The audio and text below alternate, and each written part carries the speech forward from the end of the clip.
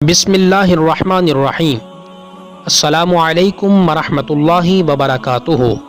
Islamic scholar official کے پیارے ناظرین، ہم امید کرتے ہیں کہ آپ خیریت سے ہوں گے۔ ہماری دعا ہے کہ اللہ پاک آپ کو خیر و عافیت سے رکھے۔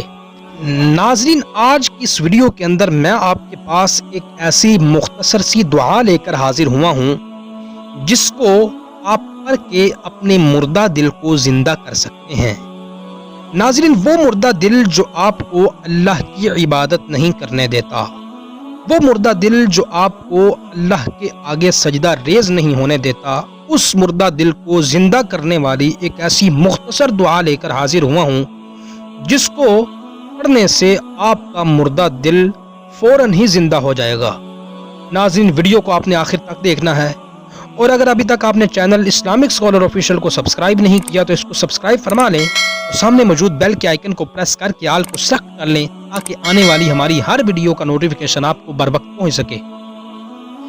ناظرین، وہ دعا آپ نے کب پڑھنی ہے، کتنی دفعہ پڑھنی ہے اور کتنے دن پڑھنی ہے، پہلے وہ سن لیں، اس کے بعد میں آپ کو وہ دعا بتاتا ہوں۔ ناظرین، یہ دعا آپ نے فجر کی سنتیں پڑھ کر فرض پڑھنے سے پہلے پڑھنی ہے۔ پڑھنی کتنی مرتبہ ہے؟ آپ نے صرف اس مختصر سی دعا کو 40 مرتبہ پڑھنا ہے۔ اور کتنے دن پڑھنا ہے؟ ناظرین، اس کو آپ جتنے دن ہو سکے پڑھیں، اور اگر آپ معمول بنا لیتے ہیں تو فوائد اس کے 100 گنا مزید بڑھ جائیں گے۔ اس دعا پڑھنے کے فوائد کیا ہیں؟ اس دعا کو پڑھنے سے مردہ دل زندہ ہوگا، دل کی سختی اور دل کے اوپر جو زنگ لگا ہوا ہے وہ دور ہو جائے گا۔ وہ دعا کون سی ہے؟ وہ دعا آپ کو سکرین پر شو ہو رہی ہے۔ وہ دعا ہے یا حیو یا قیوم لا الہ الا انت برحمتک استغیث۔